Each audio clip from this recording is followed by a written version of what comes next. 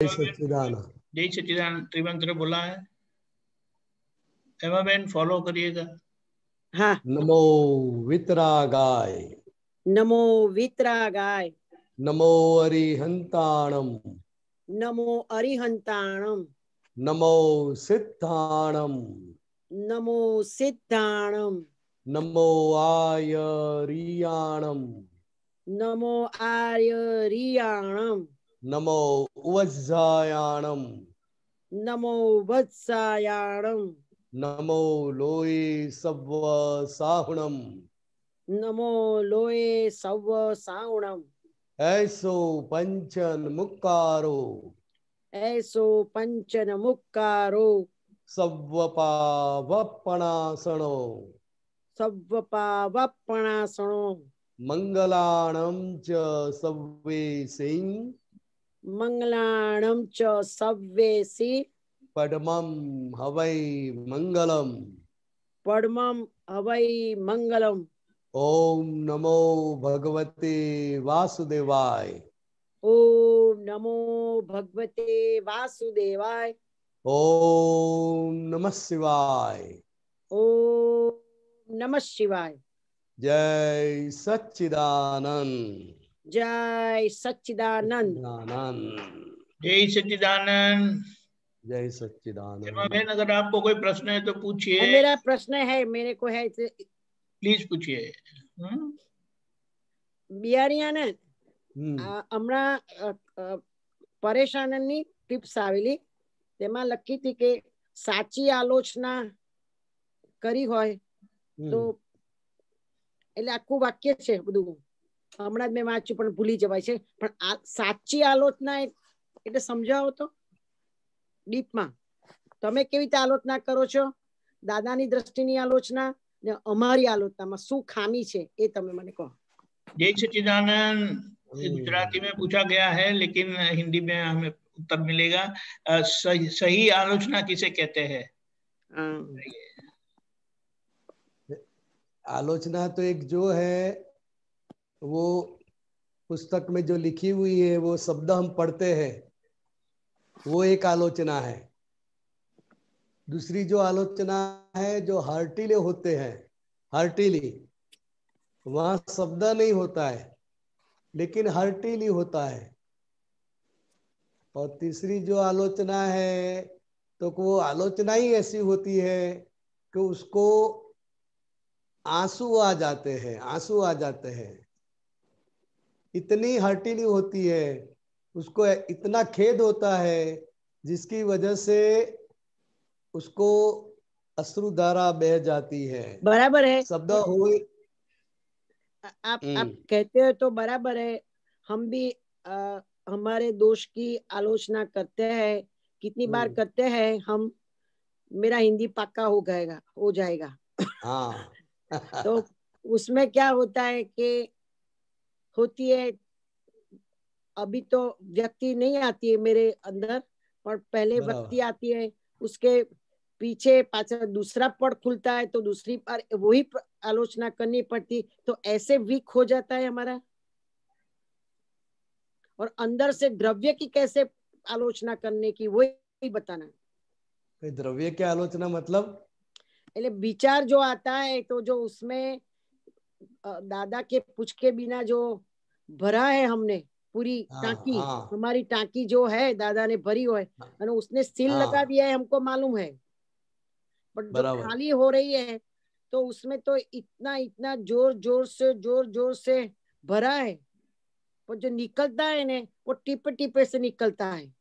हाँ, जैसा भी निकलता है, लेकिन हमारी जो बिलीफ है ना, ऐसा होना चाहिए, ऐसा नहीं होना चाहिए, इसकी वजह से हमको उसका असर ज्यादा होता है।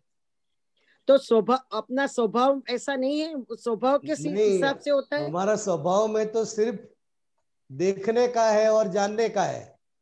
हम देखने में नहीं रहते, लेकिन मुझे ऐसा हो गया, मेरे उसका ऐसा खराब विचार आ गया, मुझे बहुत खराब विचार आते हैं, उसमें चले जाते हैं, कर्ता भाव में चले जाते हैं। लेकिन हमको ज्ञाता भाव का अभ्यास करने का है। ज्ञाता भाव है ही, लेकिन उसका अभ्यास नहीं है। तो अभ्यास इसलिए कैसे होता है? वो देखने से ही, जैसा भी है, अच्छा विचार है तो खुश होने का नहीं है, खराब विचार है तो डिप्रेस नहीं होने का। हाँ, हेमा बेन होगी, सत्संग में जाने का विचार आएगा, दादा का निधि ध्यान रहेगा तो हेमा बेन राजी राजी हो जाएगी।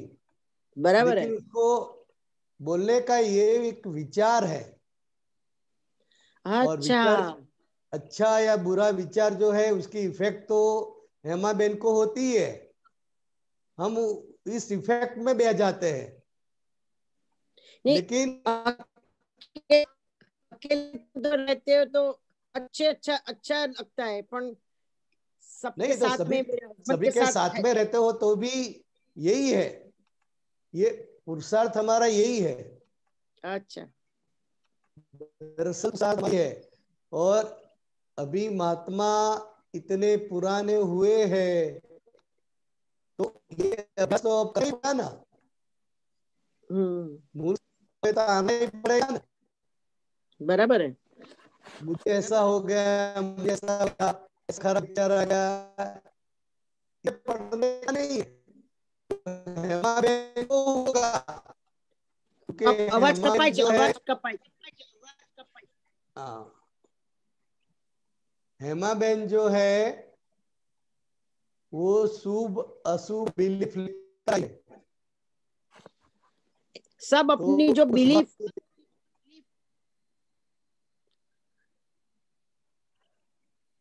जो अपनी बिलीफ जो होती है उसको ही निकालने का है ना, वही। हाँ, नहीं, वो बिलीफ की वजह से आपको दुख होता है कि अभी भी ऐसे विचार आते हैं, अभी भी ऐसा होता है। ऐसा नहीं होना चाहिए। तो ये जो शुभाशुभ की जो बिलीफ है, वो बिलीफ की वजह से अच्छे विचार आते हैं तो तुम खुश हो जाती हो, गलत विचार आता है तो डिप्रेस हो जाती हो। लेकिन ये विचार जो है वो हमारा स्वभाव नहीं है। विचारना वो मन का स्वभाव है, और बराबर है। हमको सिर्फ देखने का अभ्यास करने का है। अच्छा अच्छा। हाँ, वो वो तो अभ्यास स्वयं, करना है। वो अभ्यास हम स्वयं ही कर सकते हैं, कोई हमारा साथ नहीं हाँ देंगे, स्वयं करने हाँ, का है। वहां ही व्यक्तिगत पुरुषार्थ है, जो बताया था ना कि हाँ। ये अक्रम विज्ञान जो है वो व्यक्तिगत पुरुषार्थ है। अच्छा अच्छा अच्छा। व्यक्तिगत पुरुषार्थ आपको करना ही पड़ेगा। ज्ञानी पुरुष अच्छा, होते हैं वो भी कुछ नहीं कर सकते इसमें, वो सिर्फ आशीर्वाद देते हैं। लेकिन जब बराबर है। तक व्यक्तिगत पुरुषार्थ नहीं है वहां तक प्रगति नहीं हो सकती है। वो अल्टीमेट है तुम्हारा, तो इस वो दादा का वाक्य लागू पड़ेगा कि वो ही कि हमारा ज्ञान से तुमको शांति मिलेगी पर मोक्ष नहीं हाँ, मिलेगा, विज्ञान से मोक्ष होता है। बस, क्योंकि वो विज्ञान सब हमारा खुला हुआ है, तो अब उसके स्वभाव में आवाज कपाई जाए છે, रहना आवाज है। कपाई जाए છે। हमने हाँ आपका वीडियो बंद किया है, प्लीज। हाँ, तो हाँ बोल। वो स्वभाव में रहने का अभ्यास करने का है हेमा बेन। वो हमारा अभ्यास कच्चा पड़ता है। वहां पुरुषार्थ करने का है, स्व पुरुषार्थ, उसमें कुछ चीज हाँ, नहीं आती। वहाँ तुम कहाँ पुरुषार्थ काम करते, तुम है। बैठते उठते सब कोई आता नहीं है, पर देखने का, सारा दिन देखने का, हाँ, बस छोटे आपको कोई साइड भी में। रोक नहीं सकता उसमें। इसलिए दादा आज्ञा बोलते थे कि में तुम पिक्चर जुओ, कहाँ भी जाओ, शादी में जाओ, इधर जाओ, पर ये अक्रम विद्वान तुमको मोक्ष में ले जाएगा, इससे दादा बोलते थे ना। हाँ, इसीलिए बोलते थे कि आपको आज्ञा में रहते हुए कोई भी संजोग रोक नहीं सकता है, क्योंकि आज्ञा में रहना वो आपका आंतरिक पुरुषार्थ है। और आंतरिक पुरुषार्थ में बाह्य किसी भी संजोग का जोर नहीं चलता है। कोई भी आदमी आपको रोक भी नहीं सकता है। बराबर है, बराबर है, समझे? बराबर। तो यही पुरुषार्थ में अब जाने का है।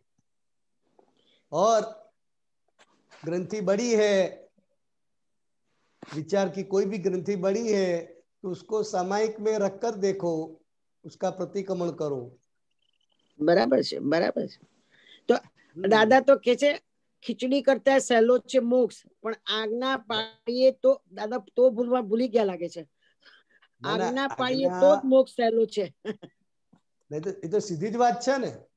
हाँ बराबर है, 100%। પણ અનાદિનો અધ્યાસ કરવાપણામાં છે ને।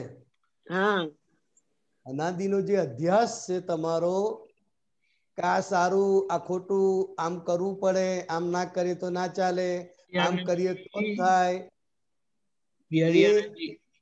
हाँ हिंदी में प्लीज। हाँ तो वो जो आपका पुराना अध्यास है वो आपको अभी परेशान कर रहा है। कि वो अध्यास के सामने ये हमारा नया अभ्यास करने का है, तो पुराना अध्यास टूटेगा। तो अभी हमारी कमजोरी कहाँ है कि हम ये नया अभ्यास जो है वो अभ्यास करते नहीं है, बिल्कुल करते नहीं है ऐसा भी नहीं है, लेकिन वही मेन है, वही अभ्यास करने का है, तो उसके पीछे लग जाने का है। अच्छा हाँ, और व्यवस्थित शक्ति, हमारा जो भी माल भरा पड़ा हुआ है वो टाइमिंग होते ही वो माल निकलेगा। बराबर है। इसमें हमारा कुछ चलता नहीं है। वो तो मालूम है कि वो द्रव्य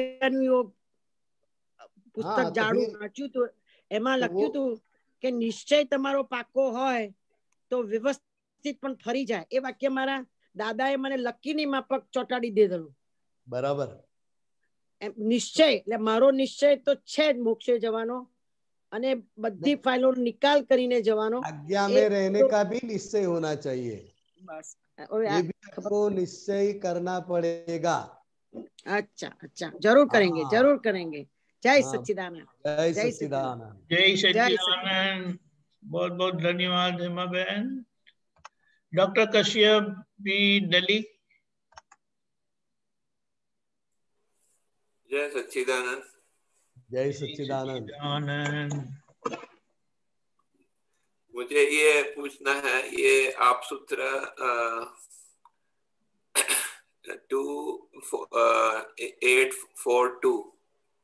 2842। ओके, आप पूछिए तब तक मैं ले आता हूँ। ये कषाय निर्मूल करवा आ व्यवहार करवानो छे, तेज व्यवहार थी आ कषाय उभा थाय छे। ये थोड़ा समझाइए इसका। जे कषाय निर्मूल करवा आ व्यवहार करवानो छे, तेज व्यवहार थी आ कषाय उभा थाय छे। बराबर। तो हम जो कसाय भर के आए हुए हैं, पुराना जो संस्कार है वो कसाई लेके आए हैं, और उसको निर्मूल करने के लिए अभी ये व्यवहार हो रहा है। लेकिन जिसके पास ये दृष्टि नहीं है, जिसके पास ये ज्ञान नहीं है, तो व्यवहार करते करते ही नया कसाय उसमें नया बीज पड़ जाता है। कश्यप जी। अच्छा, ऐसा है। हाँ, जिसके पास ये दृष्टि नहीं है तो जो कसाय निर्मूल करना, जे कसाय निर्मूल करवा आ व्यवहार करवानो छे, तेज व्यवहार थी आ कसाय उभा थाय छे। એટલે કે क्रोध, मान, माया, लोभ जो कसाय भरा पड़ा हुआ है लेकर आए हैं, वो कसाय को निर्मूल करने के लिए ये व्यवहार अभी हम करते हैं। क्योंकि वो जो कसाय है वो बीज स्वरूप है, कौश स्वरूप है। क्या है? बीज स्वरूप, कौश स्वरूप है, कौश। उसका परिणाम ये व्यवहार है। और व्यवहार करते करते जिसके पास दृष्टि नहीं है, तो वो व्यवहार करते करते नए कसाय के बीज डाल देते हैं। समझ गया। तो नया कसाय खड़ा हो जाता है। समझ आ गया। बराबर? क्लियर? हाँ क्लियर है। मैं इससे दो चार और मैं ये इस कषाय पे आए थे व्हाट्सएप में, तो मैं वो पढ़ता हूँ। आप थोड़ा सा अर्थ बता दीजिएगा। 2844 कषायो दंड नहीं एनु नाम ज्ञान, कषायो दंडे ए ज्ञान। फिर एक और है 2847 कषाय ए आपका। एक एक लीजिए। हाँ जी, एक एक लीजिए। नंबर क्या है? कसायो दंडे नहीं एनु नाम ज्ञान, कसायो दंडे ए अज्ञान। हाँ, जो तो जब हम कसाई बोलते हैं ना, ये मुझे ये समझ में आता है। आप ये इसमें ये समझ में आता है कि इसमें बता रहे हैं कि अगर आपको ज्ञान है कि नहीं है, इसका पहचान ये है कि कषाय से आपको असर होती है कि नहीं होती है। ऐसा कहना चाह रहे हैं? नहीं, जी। ज्ञान किसको बोलते हैं कि पुराने कसाय की वजह से आपको तकलीफ हो रही है। हाँ जी। वो कुदरत का दंड है। क्या है? मतलब दंड मतलब भुगवटा है। हाँ जी। पुराने कसाय की वजह से कश्यप जी को तकलीफ हो रही है, वो कुदरत का दंड है। हाँ जी। और ज्ञान उसे कहते हैं कि हमारे जो पुराने कसाय है वो हमको भुगवटा न दे, मतलब कि हम भुगवटा में ना होवे। हमको असर नहीं होगी ना, क्योंकि हम अलग। कश्यप जी को असर होगी, हाँ, लेकिन आप शुद्धात्मा रूप उसमें तन्मय नहीं हो जाओगे। वो कश्यप जी को असर हो रही है, वो असर को आप देखने वाले, जानने वाले रहेंगे, तो वो ज्ञान के आधार से आप रह सकते हैं। हाँ जी। और इसलिए बताया कि ज्ञान वो है कि कसाय की वजह से आपको दंड ना पड़े, तकलीफ ना पड़े, भुगवटा ना आए। इसमें तीन होते हैं ना, होम भाव और मंगल दास होते हैं। मतलब जो हूँ जो है वो अलग बात है, पहले ये समझ लो। नहीं, वो जो है मैं ये पूछना चाह रहा हूँ कि किसको असर होती है किसको नहीं होती है। तो वो सब भावों को होती है ना जो है असर। नहीं, बाबा है तो जो असर तो होगी बाबा को, तो वो बाबा स्वरूप जो है उसकी डायरेक्ट असर कश्यप जी पर पड़ती है। मतलब ये जो बताया ना, कषाय डंडे नहीं एनु नाम ज्ञान, तो जो ज्ञान है वो भावों को होगा ना जो है। नहीं नहीं नहीं, हाँ। ज्ञान जो है वो अभी जो ज्ञान है उसको ज्ञानी बाबा बोलते हैं। क्या बोलते हैं? ज्ञानी बाबा। और अज्ञान है वो अज्ञानी बाबा है। हाँ।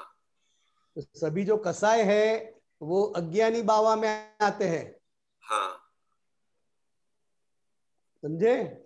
तो वही ना, ज्ञान अज्ञान जो है वो बाबा के लिए बोला गया है ना जो है उसके लिए। हाँ, तो ज्ञानी बाबा और अज्ञानी बाबा दोनों क्लियर करना पड़ेगा ना। हाँ, क्योंकि मंगल दास तो वो तो जो है वो तो जो है इफेक्ट है, फाइल है। और हाँ, जो हूँ है वो तो पहले से ही जो है वो आत्मा स्वरूप है। तो बीच में जो बीच का जो है वो भावो वही उन्हीं को ज्ञान अज्ञान होता है। सही है ना ऐसे? हाँ, बराबर बराबर। लेकिन अज्ञान की वजह से उसको गड़बड़ होती है और ज्ञान की वजह से उसको स्थिरता आती है, निशंक होता है। हाँ, जो दंड पड़ता है वो बाबा के ऊपर ही पड़ता है ना, बाबा को ही असर होता है। बाबा को असर होता है। और बाबा की असर मंगलदास पर आती है। बाबा की असर मंगलदास पे आती है। हाँ, कि मुझे ऐसा हो गया, मुझे ऐसा हो गया। तो मंगलदास भी ढीला पड़ जाता है ना। मंगलदास तो फाइल है। हाँ तो फाइल है, लेकिन साथ बाबा के आधार पे चलती है ना मंगलदास फाइल। हाँ हाँ, वो मतलब उसको जैसे मतलब हाँ, उसको बाबा ही उसको चलाता है। वो साइकोलॉजिकल और फिजिकल इफेक्ट पड़ती दोनों है। असर उसके ऊपर पड़ती है। जैसे मतलब दुख होगा तो आंसू निकलेंगे और सुख होगा तो हाँ हाँ, वो ढीला भी पड़ जाता है। हाँ हाँ, ये है तो मंगलदास भी खुश नजर दिखाई देता है, पूरी प्रकृति खिल जाती है। सही है। तो कसाई जो सारे हैं वो अज्ञानी बाबा है, और अभी जो ज्ञान है हमारा वो ज्ञानी बाबा है। तो ज्ञानी बाबा की वजह से अज्ञानी बाबा का दंड हमको भुगतना नहीं पड़ता है। हाँ जी, सही, बराबर। बराबर है। हाँ, अच्छा। कसायो दंडे ए अज्ञान। हाँ, कसाय आपको हैरान करता है तो वो अज्ञान की वजह से करता है। समझ गया। हाँ हाँ, मैं एक और पूछ सकता हूँ जी? हाँ हाँ, पूछ सकते बोलिए हैं। बोलिए बोलिए। हाँ, 2847 जो है उसमें लिखा हुआ है, कशाय ए आवता भावनु कारण छे अने विषय ए गया भावनु परिणाम। बराबर। तो ज्ञान होने के बाद भी ये जो है होता है ऐसे कि कषाय नहीं से नहीं, ये जो पूरा वाक्य है वो जिसको ज्ञान दृष्टि प्राप्त नहीं हुई है, जनरल लोगों के लिए है। हाँ, क्योंकि कसाय ए आवता भवनु कारण छे कि कसाय की वजह से नया कर्म बीज पड़ रहा है। तो वो आवता भव का वो कारण हो गया। हाँ जी, लोक कसाय है, विषय कसाय है, क्रोध कसाय है। वो कसाय के कारण उसमें नया कॉज पड़ता है। तो वो जगत के लिए ये नया भव का कारण है। और अभी जो हमारा हमको जो विषय है, जो भी विषय है, स्त्री पुरुष का विषय है, मन का विषय है, चित्त का विषय है, किसी भी प्रकार का विषय है, तो वो पूर्व भव का जो कारण है उसका ये परिणाम है।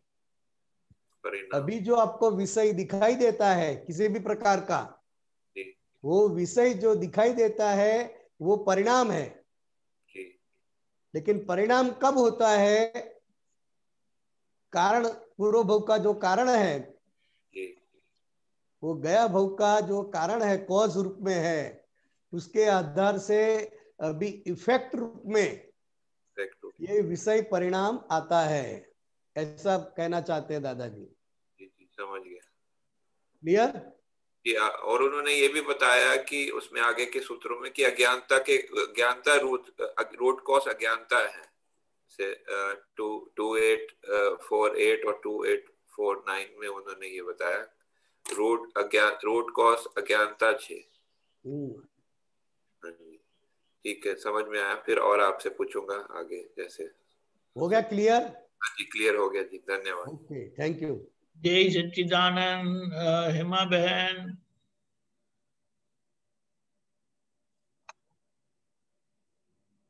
बोलिए। हेमा बहन अनम्यूट करें। सब सब चीज आत्मा के बिना सब चीज विषय है, बराबर है। और जो सिल्वान है, सिल्वान तो બ્રહ્મા અમુક વાક્ય મેં વાંચ્યું હતું પહેલા, કઈક ઘણા વખતે વાંચ્યું છે ને ઘણી વાર આવી ગયું છે આખા ઘડી.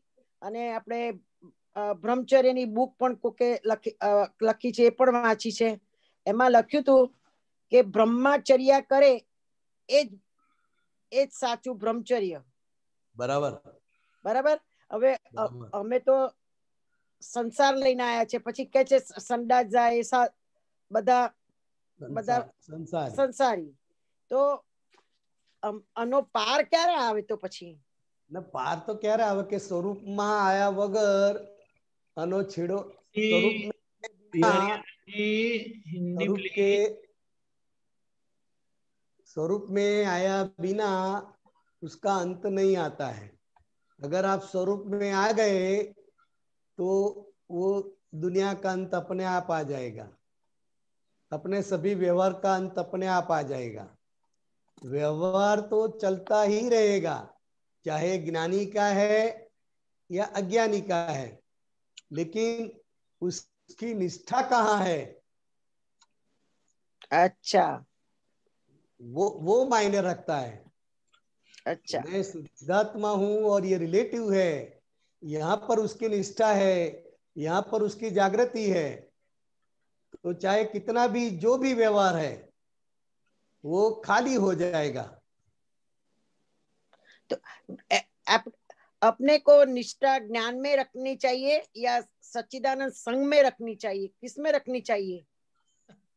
ज्ञान में है तो सच्चिदानंद संग में आ जाएंगे अपने आप। है ही, हम तो सच्चिदानंद संग में ही है। हाँ बस, मैं पूछ तो ऐसे ज्ञान के प्रश्न हिसाब होता से है। जो होता है, ज्ञान के हिसाब से जो होता है वो पूरी अलग बात है। सच्चिदानंद संघ जो है वो व्यवहार है। पर दादा ने बोला था ना, वो वही तो 25वां तीर्थंकर है। हाँ 25वां तीर्थंकर है, वो बराबर है। संघ वो 25वां तीर्थंकर है। तो हमको हेमा बहन को संघ के निर्देश के अनुसार चलना चाहिए। अच्छा संघ समझ गए। यानी क्या? एक दृष्टि वाले, एक ध्येय वाले, एक निष्ठा वाले महात्माओं का समूह, उसको संघ बोलते हैं। तो ये दुनिया में तो बहुत सारे संघ है, तो हमारा जो जय सच्चिदानंद संघ है जो दादा भगवान ने प्रस्थापित किया हुआ है, बराबर है, और उसके सब संघपति भी है, उसके सब आप्त पुत्र भी है। तो जो संघ का निर्देश होवे, संघ जो हिसाब से हमको निर्देश करे, इस हिसाब से चलने का है, तो हमारा व्यवहार दिखेगा।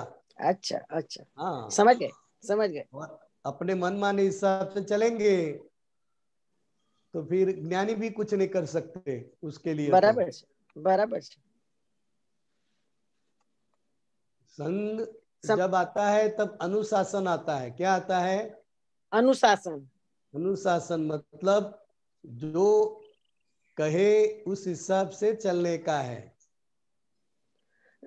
क्या बोलने का? लोग लोग कहे उसके हिसाब से अनुशासन नहीं, चलता है। लोग कहे नहीं, संघ तो कहे, आप्त पुत्र कहे, इस हिसाब से चलने का है। अच्छा अच्छा अच्छा हाँ अनुशासन। अनुशासन। हमको तो मन में आए ऐसा नहीं चलने का है। अच्छा जैसे मन में आ जाए कि मुझे ऐसा करना है, चलो ये सबको पूछ पूछ क्या करने का है, मैं अकेला हो जाऊं, अकेला होके सब कर लूंगा, तो वहां अनुशासन नहीं है। वहां अपनी प्रकृति को पवन मिल जाता है। क्या मिलता है? पवन मिल जाता है। हाँ, तो वो प्रकृति फिर उड़ने लगती है आकाश में। अच्छा अच्छा। हाँ, वो इसलिए तो किसी दीपक प्रकार भाई ने का वो बंधन को मान्य नहीं करते हैं वो लोग। बराबर है। वो इसलिए तो दीपक कानन ने वो एक क्लिप्स मोकली थी के साथे चालिए तो આગળ જવાય અને એકલા ચાલીએ એવું મૂક્યું તું કાર્ટૂન, સરસ હતું। अनुशासन बहुत बड़ा तप है। बराबर છે। अनुशासन किसी के कहे अनुसार, संघ के कहे अनुसार, अपने पुत्रों के कहे अनुसार चलना, वो बहुत ही बड़ा तप है, क्योंकि बुद्धि अरे कुछ और तब तो बताएगी। हमारे तो तब तो हस्बैंड बोलता है वही तप आ जाता है पहले तो। हाँ, तो उसके हिसाब से चलने का तो आपका निवेड़ा आएगा। बराबर है। क्योंकि आपको तो ऐसा लगेगा कि उसमें कुछ अक्ल नहीं है, मैं ही अक्ल वाली हूँ, तो वो आपको घुमा देगी। और हस्बैंड के हिसाब से चलते हैं। इसलिए दादा भगवान ने भी बताया है कि पत्नियों को अपने पति के कहा अनुसार चलना है, ज्ञान मार्ग में आगे बढ़ना है, तो जो पति कहता है उसके आधार से वो चलती है, तो वो ज्ञान मार्ग में आगे बढ़ती है। बराबर छे। और उसका दादा बोलते थे एकड़ा विना मींडा नकामा है। बराबर, बात समझ में आई? समझ आएगी, बराबर फिट हो जाती है। बराबर, बस तो ऐसा चलो। अनुशासन बहुत बड़ा तप है। जैसे बाद में थोड़ा अनुशासन के बारे में बोलने का। हाँ जी, जैसे ये संघ है ना, जैन संघ लेते हैं, मान लो कि बाहर का कोई जैन संघ है, तो 400-500 साधु लोग होते हैं। तो उसका चौमासा में किसको कहाँ जाने का है, 4 महीना कहाँ रहने का है, वो संघ तय करता है। अच्छा, उस हिसाब से उसको चलना पड़ता है, उस अपनी मर्जी के हिसाब से नहीं कि मैं ये शहर में जाऊंगा, यहाँ मेरे लोग बहुत ज्यादा है, मुझे पहचान वाले बहुत ज्यादा है, मेरी देखभाल करने वाले बहुत लोग ज्यादा है, इसलिए मैं यहाँ जाऊंगा। ऐसा मनमानी नहीं चलता है।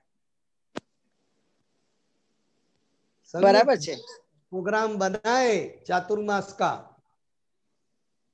वो प्रोग्राम के अनुसार उसको जाना पड़ता है। अगर उसकी तो कोई खास इच्छा है तो वो पहले संघ को कह सकते हैं कि यहाँ से मेरे लिए आमंत्रण आया है, अगर आपको सही लगता है तो वहां मुझे भेजना, वो कह तो सकता आपको आप सभी अपने पुत्रों को ऐसे 18 और 20 तो सबको संघ की अनुमोदना से जाने का नहीं, सब जगह जाते हुए हम लोग जो जाते हैं पसंद से जाते हैं की कमेटी है। अच्छा, 3-4 आप्तपुत्र होते हैं। वो 3-4 आप्तपुत्र जो दृष्टि वाले सूझ वाले होते हैं, वो प्रोग्राम बनाते हैं। तो इस हिसाब से हम लोग जाते हैं। हमको पूछते भी है, किसी को कुछ तकलीफ है, कोई पसंदी का स्थल है, वो पूछते हैं। अंत घड़ी में भी अगर फेरफार करना है तो फेरफार कर सकते हैं, लेकिन वो प्रोग्राम बनाते हैं। पहले एक बार प्रोग्राम बना देते हैं। किसी को कुछ सजेशन है तो वो कह सकते हैं, फिर जो वो प्रोग्राम बनाए इस हिसाब से सब आप्तपुत्र चलते हैं। बराबर बराबर। हाँ, तो आप्तपुत्र की कमेटी है ये तो मैंने हमारी क्लैरिटी माटे मैंने पूछा था प्रश्न। और आप्तपुत्र ट्रस्ट के ट्रस्टी भी आप्तपुत्र ही है। वो अपनी मनमानी नहीं करते। कौन? आप्तपुत्र के ट्रस्टी नहीं, 3-4 होते हैं ना। अच्छा, हाँ, 3-4 होते हैं। ट्रस्टी भी 3-4 होते हैं और प्रोग्राम बनाने वाले भी 3-4 होते हैं। तो वो 3-4 इकट्ठे मिलकर डिसाइड करते हैं कि किसको कहाँ भेजना है। जैसे पर्युषण आता है, गुरु पूर्णिमा आती है, तो सबको जाना पड़ता है ना 4-5 केंद्र में। बराबर है। तो कौन कहाँ जाएगा, किसके साथ जाएगा, कैसे जाएगा, वो सभी व्यवस्था का वो लोग ख्याल रखते हैं। अच्छा। हाँ, अभी स्वतंत्र नहीं है अपने आप से, जैसे हम जाते हैं ऐसे नहीं है। यही स्वतंत्रता है। हाँ, इसमें बराबर है। स्वतंत्रता है वो ज्ञान में है। अच्छा। और अगर मुझे कहीं जाना है, मान लो कि पर्युषण पर्व है और मुझे कोई शहर में जाना है, तो मैं कह सकता हूं कि भाई मैं यहाँ पे नहीं गया हूं कई साल से, मेरा यहाँ हुए तो अच्छा है। अच्छा। तो ऐसा मैं सजेशन रख सकता हूँ। अच्छा। अगर उनको ठीक लगे तो वो स्वीकार कर लेते हैं, नहीं तो फिर अपने हिसाब से गोठवनी कर देते हैं। अच्छा, अभी तो अमेरिका में कोई लोग नहीं आए आप्तपुत्र, तो हम आप सजेस्ट कर, कोई आप्तपुत्र को बोलना कि सजेस्ट करना दिल में, तो इधर आए तो अच्छा है। नहीं, बराबर है। पहले आप लोग आमंत्रण तो भेजो। मैंने भेजा ना। हाँ, संघ को विनंती करो। इधर का संघ को कैसे विनंती करे, इधर तो कोई संघ ही नहीं है ना। नहीं, इंडिया के संघ जो है उनको विनंती करो कि भाई 3-4 आप्तपुत्रों को भेजो, अच्छा, हाँ, और भी व्यवस्था होती है ना, सब व्यवस्था होती है। हाँ, तो इस हम, ऐसे पद्धति सर जाने का है।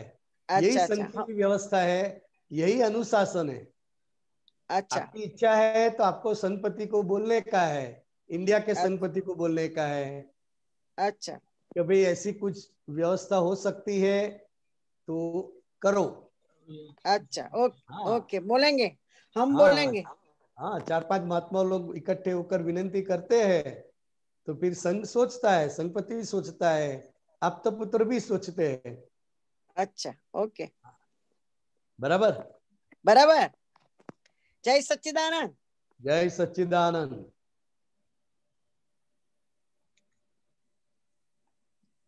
जय सच्चिदानंद। करुणा जी पुनः। जय सच्चिदानंद। जय सच्चिदानंद। कैसे हो? मैं अच्छी हूँ। अच्छे, बस। आपकी कृपा से, आप सबकी कृपा से।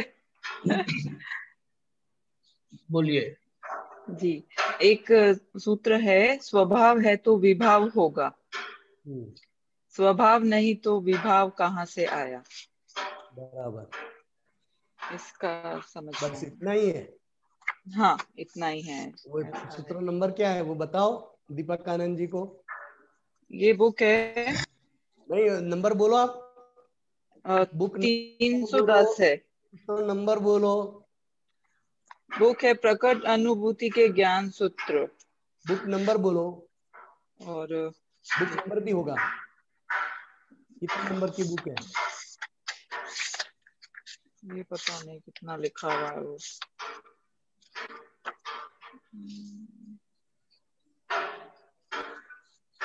ऊपर लिखा होगा फ्रंट पेज पर बुक नंबर 14 है शायद। कौन सा? 14 श्रेणी 14। Okay okay okay. यस, 310।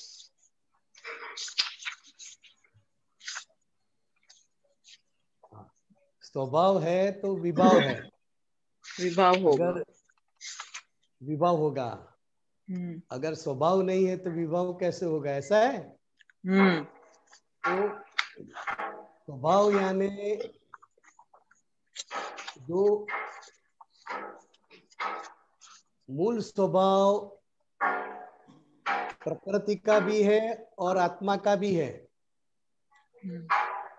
तो आत्मा का जो मूल स्वभाव है वो ज्ञाता दृष्टा है। क्या है? ज्ञाता दृष्टा है। हाँ, तो किसका ज्ञाता दृष्टा? तो ये जो करुणा है वो विभाव दशा है। क्या है? विभाव दशा है करुणा। करुणा जो है वो कर्म से बनी हुई है ना। हाँ। उसका अंतस्करण, मन वचन काया वो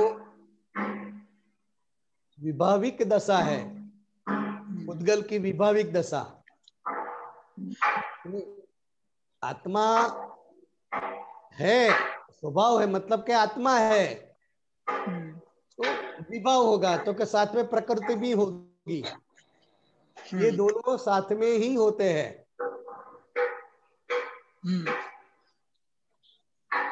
समझ में आता है? हाँ। करुणा है तो साथ में शुद्धात्मा है ही, शुद्धात्मा है तो साथ में करुणा है। आपके लिए, मेरे लिए बिहारी है, और किसी के लिए जो भी, जिसको जो देह मिला वो देह है, वो उद्गल का विभाविक स्वभाव है, विभाविक स्वरूप है। क्या है? विभाविक स्वभाव है। विभाविक स्वरूप। विभाविक यानी कर्मो भाव से जो भी उद्गल खींचा हुआ है उसके आधार से यह शरीर मिलता है। हर एक के कर्म अलग अलग है, इसलिए हर एक का दिखावा अलग अलग है, हर एक की सोच अलग अलग है, हर एक का सब कुछ अलग है। क्योंकि विभाव दशा में जब वो स्वाभाविक दशा में नहीं रहता है और कर्ता भाव में आ जाता है तो वो पुद्गल का विभाविक दशा अवस्था खड़ी हो जाती है। तो स्वभाव है तो विभाव है, मतलब आत्मा है, ये मन वचन काया है और अंतस्करण है।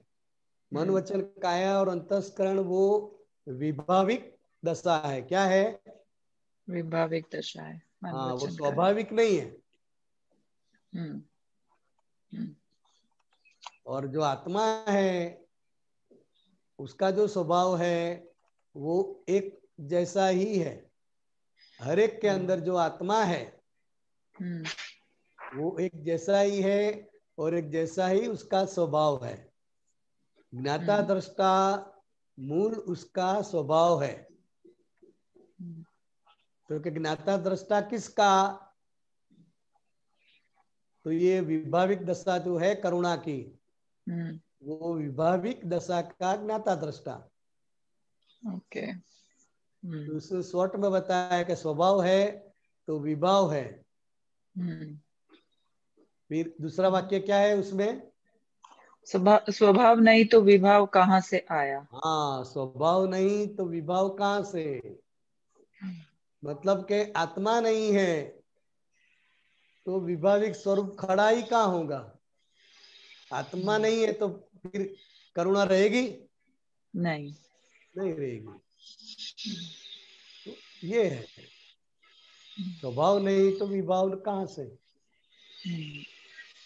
और एक और है, ज्ञान मिलने के बाद भोग्य के अलावा कुछ नहीं बचता। मतलब हाँ, ये आप जरा अपनी किताब बताइए ना। हाँ, दिख रहा है। वो नंबर आपको ठीक नहीं बता रहे, क्योंकि वो ये नंबर मैच नहीं होता है यहाँ पर।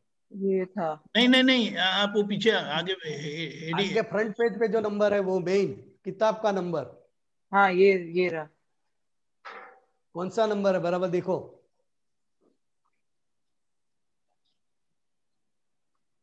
दिख रहा है आपको? नहीं, आप नहीं नंबर दिख पढ़ के रहा। बताओ ना।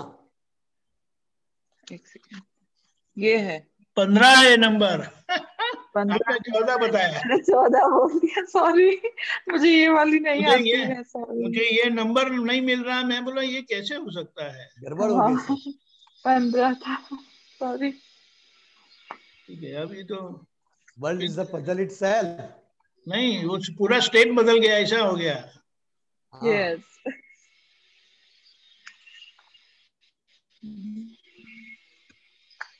दूसरा वाला कौन सा है?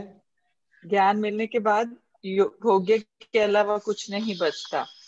हाँ, ज्ञान मिलने के बाद भोग्य के अलावा कुछ नहीं बचता। मतलब जो भी है,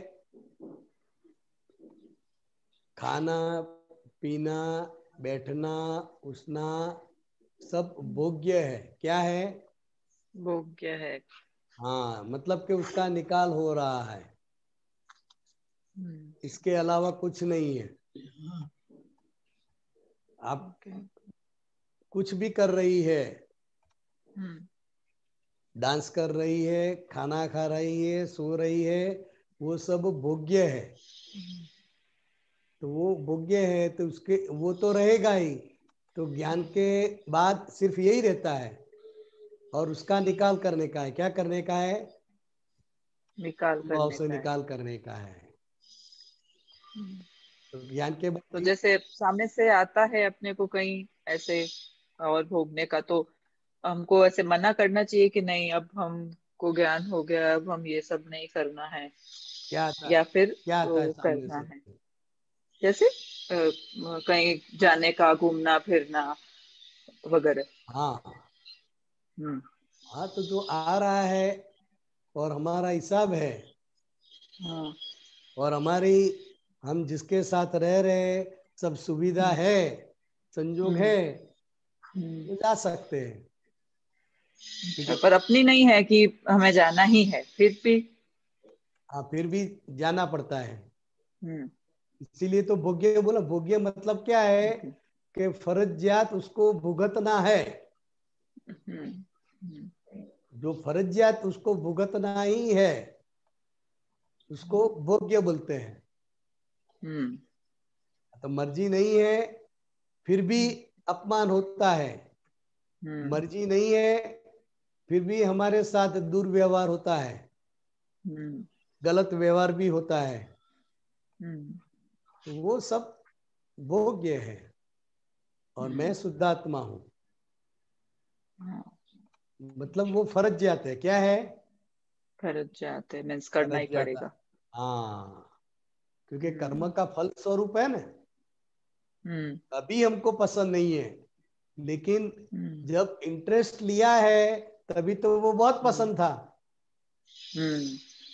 तो वो इंटरेस्ट, जो इंटरेस्ट से आपने इंटरेस्ट लिया था, इसके परिणाम स्वरूप अभी ये भोग्य स्वरूप में वो आता है, तो वो कंपलसरी आपको भुगतना पड़ता है। समझे? हाँ बिल्कुल। तो वही बाकी रहा, सबको रहा। जैसे महावीर स्वामी भगवान है तो उनके जीवन में भी कितना सारा आया, हमारे जीवन में तो कुछ भी नहीं है। महावीर स्वामी भगवान के जीवन में तो कितने सारी तकलीफें आई, कितनी सारी मुश्किलें आई, वो सब आत्मा में रहकर वो सब उसका निकाल किया। तो इसी तरह हमको भी ऐसा ही करने का है। हाँ, जैसे हमारे जो मतलब जैसे मम्मी नानी दादी हुए, उनकी लाइफ जैसी थी वैसी हमारी नहीं है, तो वो भी है ना। उन्होंने तो बहुत संघर्ष किया, मेहनत बहुत वगैरह। हाँ, इसलिए उनका शरीर मन सब बहुत स्ट्रांग होता है। और बहुत हमारा जीवन में सब टेक्नोलॉजी का यूज होता है, इसलिए तो हम एक दूसरे को देख सकते हैं, तुम कहाँ हो और हम कहाँ हैं, देख सकते हैं, बातचीत कर सकते हैं। तो टेक्नोलॉजी का ज्यादा उपयोग है काल के अनुसार, इसलिए मेहनत सब चली गई। हाँ हाँ, आपकी दादी आपकी नानी ने तो कुएं में से पानी भरा होगा। हाँ भरा। अभी हम आपको जाना पड़े कुएं में पानी भरना, तो वो बोला नहीं बाहर निकलने में ही शर्म आवे। हाँ, बिल्कुल। वो लेके जाने में ही शर्म आ जाए। हाँ आ तो जाए। तू ही पानी पानी हो जाए, पानी तब दूर हाँ रहा। बिल्कुल। तो ये अब ऐसा नहीं लगता है, मतलब पहले होता तो लगता कि अरे ऐसे हम कैसे करें। नहीं, अभी तो हम सब कुछ कर सकते हैं। हाँ अभी नहीं लगता, चाहे हाँ, कैसा भी हो। क्योंकि अभी निकाल करता है और ये करुणा का व्यवहार है और मैं शुद्धात्मा हूँ, तो फिर वो शर्म का बोझा नहीं रहता है। तो पहले तो बहुत शर्म आती, अभी वो बोझा निकल गया। क्या हुआ? वो बोझा निकल गया निकल वो गया, बोझा, धीरे धीरे जैसे निकल गया। हैं वैसे रहें। हाँ हाँ, ऐसा। अभी दिखावा नहीं करने का है, जैसा है वैसा हाँ हम अपने स्वीकार कर लेते हैं। हाँ और जो भी रोल आए वो रोल हम निभा लेते हैं। बराबर? बिल्कुल बिल्कुल यही बात। बराबर। जय धन्यवाद। सच्चिदानंद। हाँ, जय सच्चिदानंद। जय सच्चिदानंद। अशोक जी, आप पूछना चाहेंगे?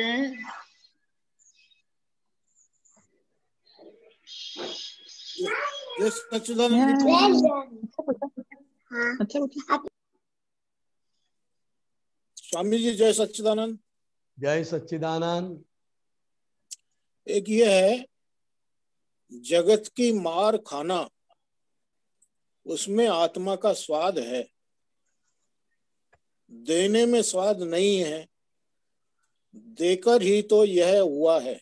खड़ा हुआ है। हाँ, बराबर। देकर ही तो यह खड़ा हो। दोबारा बोलो, जगत की मार खाना उसमें आत्मा का स्वाद है, बराबर।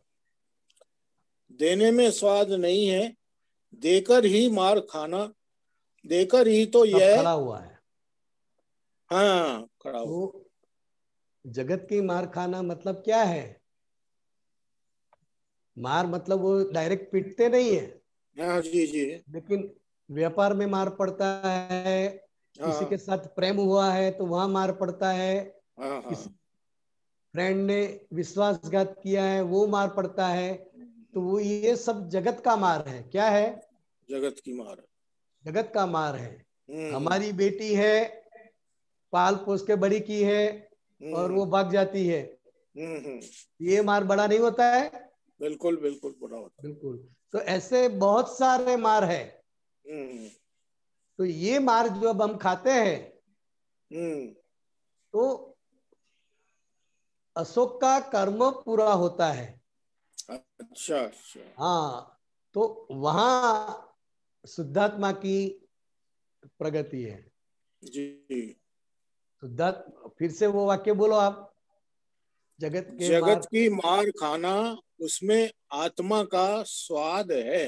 बस बस बस। तो आत्मा का स्वाद है मतलब क्या है? तो अशोक जी को जितना भी मार पड़ता है तुरंत हम अपने स्वरूप में आ जाते हैं। ओहो, कितना मार पड़ा है। किस जिस जिसके पर विश्वास रखा, जिस जिसके पर भरोसा रखा, सब टूटा। पैसा का मार पड़ा, आर्थिक मार पड़ा, बहुत सारे मार पड़ता है। तो वो मार पड़ता है, वो हमारा हिसाब है। क्या है? हिसाब है। वो हमारा हिसाब है। ऐसा समझ लेते हैं। जितना भी संसार का मार पड़ता है वो हमारा हिसाब है जी। वो समझते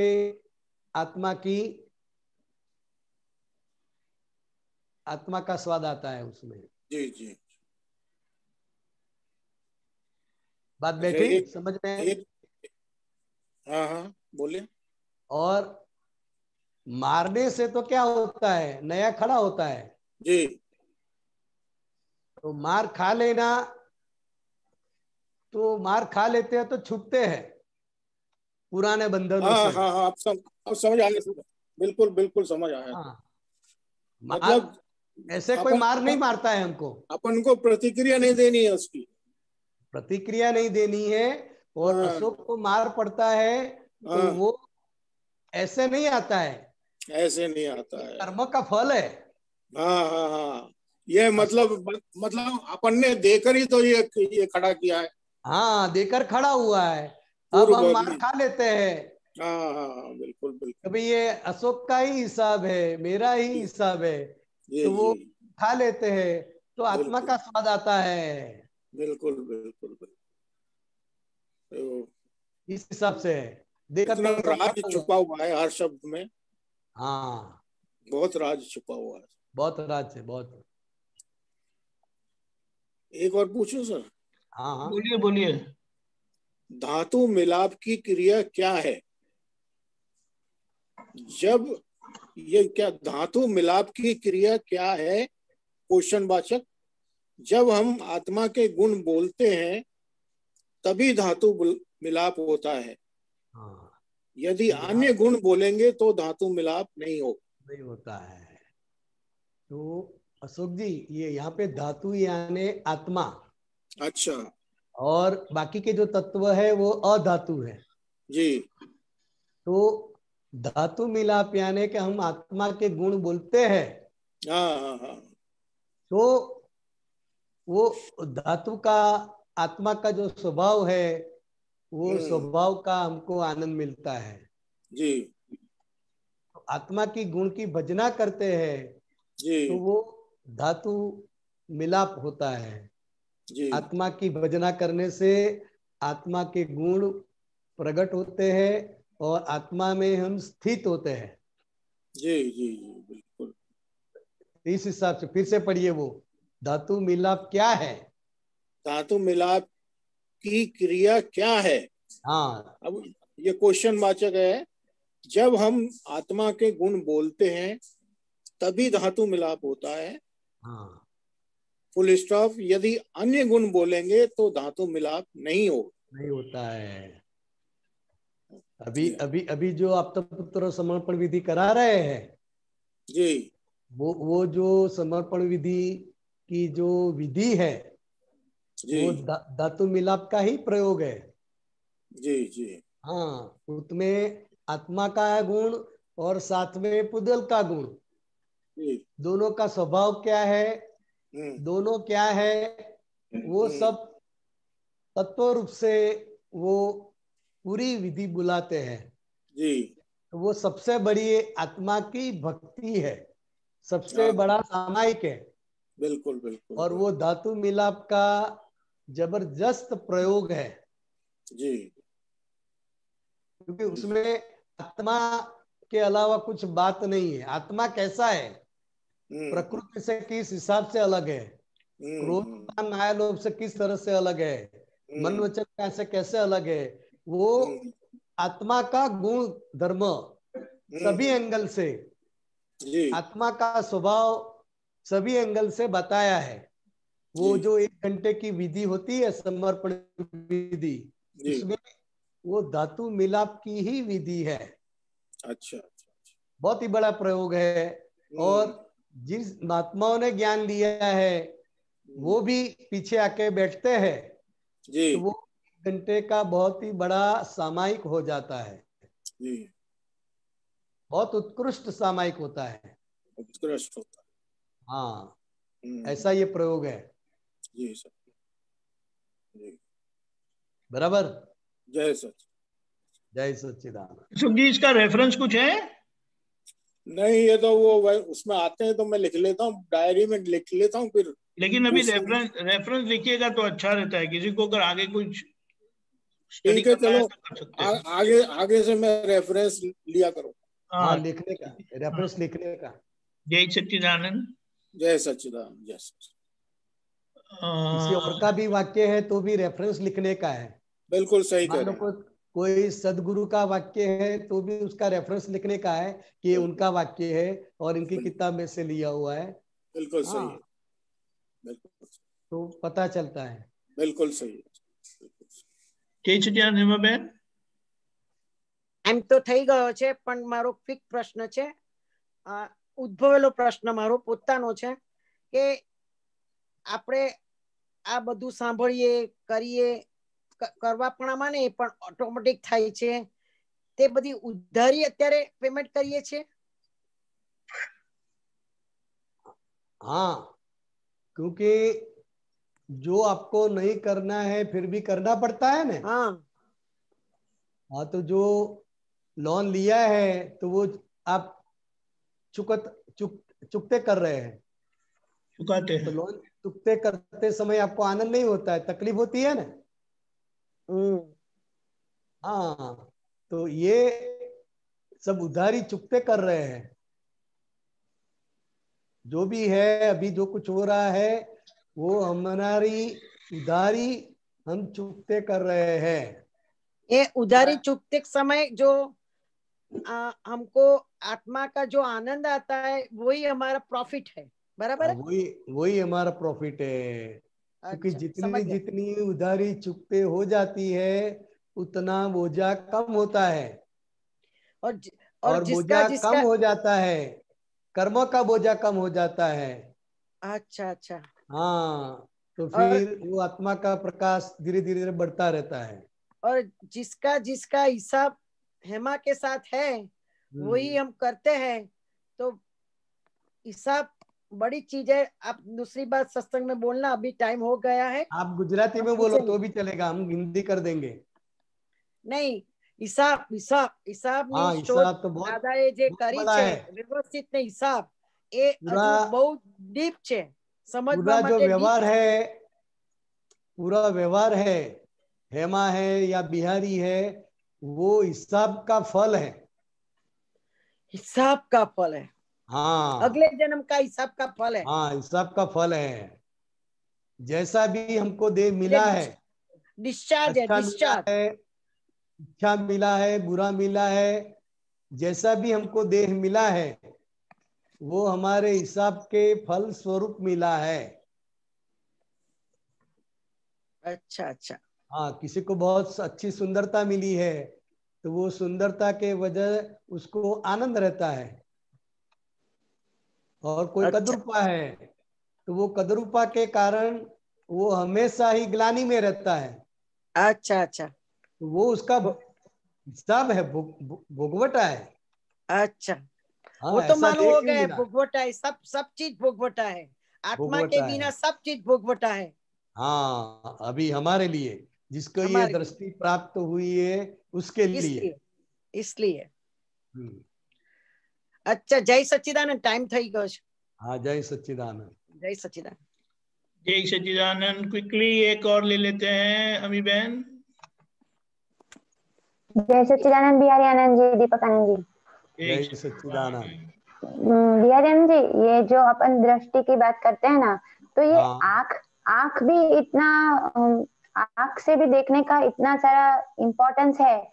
तो जब भी आप एग्जांपल दिखा दीजिएगा कि अभी मैं एक एग्जांपल देती हूँ, जैसे सपोज सामने गाय आई, बराबर, हाँ। तो रिलेटिव से गाय दिख गई और फिर हाँ। अंदर से रियल दृष्टि से हमने उसके अंदर के भगवान को देख लिया, बराबर। तो अभी ये आंख से भी देख लिया और दृष्टि से भी देख लिया, तो हाँ। तो अभी ये एग्जैक्ट देखना कैसे पता चलेगा, वो मेरे को बताइए। नहीं तो यही एग्जैक्ट है, जो गाय दिखाई देती है हमको। हाँ। वो आंखों से, स्थूल आंख से हम देख रहे हैं। हाँ।